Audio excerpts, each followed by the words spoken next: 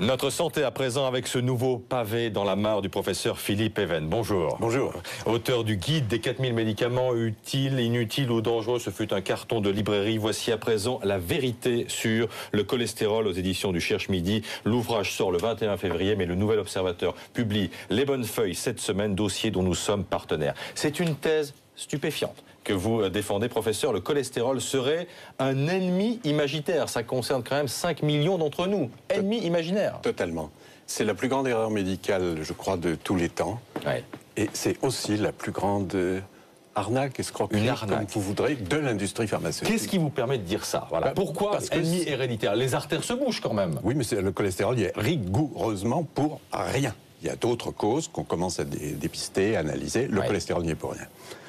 Le cholestérol, c'est bon pour la santé? Vous avez pas allé... C'est pas que c'est bon, c'est indispensable pour nos fonctions essentielles, fonctions cérébrales, fonctions sexuelles, fonctions musculaires, fonctions cardiaques.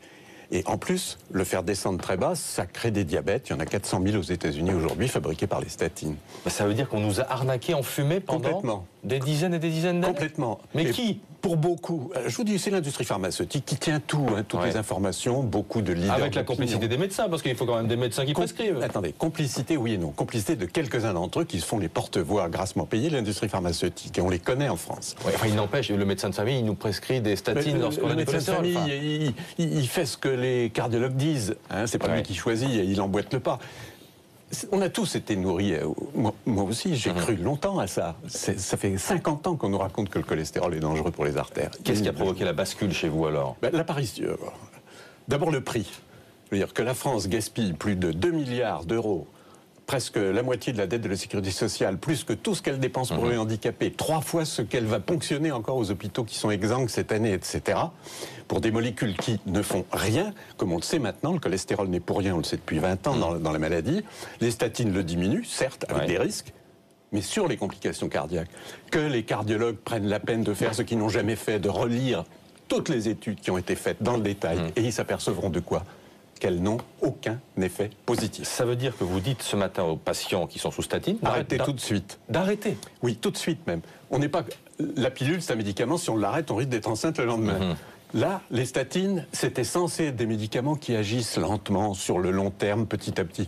Alors les arrêter d'un coup n'a aucune importance. Bon, vous avez épinglé les labos. Qui peut arrêter alors cette imposture des labos? Eh bien, elle va s'arrêter toute seule. Pourquoi dites-vous ça? Parce que toutes les statines vont être génériquées au mois de juin. À partir de là, ça ne rapporte plus rien aux grandes firmes.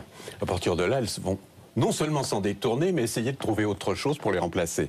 Donc les statines, c'est l'heure de leur belle mort. Alors, c'est ce qui m'inquiète dans ce que vous dites, Philippe Even, parce que si l'imposture est telle sur les anticholestérols, ça veut dire qu'il y en a d'autres dans la médecine? Plein d'autres? Il y en a pas mal d'autres, mais à ce degré, il y en a peu.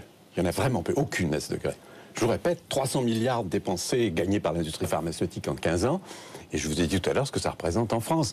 Le gouvernement cherche quoi? 4 sous ici, 4 sous là. Il a 2 milliards sur la table. Qu'est-ce qu'il attend pour les dérembourser tout de suite? Bon, et vous êtes sûr, enfin pardonnez-moi, que les patients qui vont arrêter ces statines ne s'en porteront pas plus mal? Pas du tout. Alors, je pense que certains se porteront mieux, parce qu'ils n'auront pas toutes les complications sournoises des statines sur leur comportement général. Bon, ça veut dire que je peux continuer à me gaver de saucissons et de foie gras? Ah ben j'ai pas dit ça, ça n'a rien à voir. Dans le saucisson, il n'y a pas beaucoup de cholestérol, et dans le foie gras, il n'y en a pas lourd non plus. Ouais. Le cholestérol alimentaire ne joue aucun rôle. Aucun. Vous ne pouvez pas en prendre du tout, vous pouvez en prendre beaucoup, ça ne change rien au taux. Ça n'enlève rien aux nécessités d'avoir une bonne hygiène de vie, c'est ce que vous nous dites. Au contraire. Au contraire. Merci infiniment Philippe Even.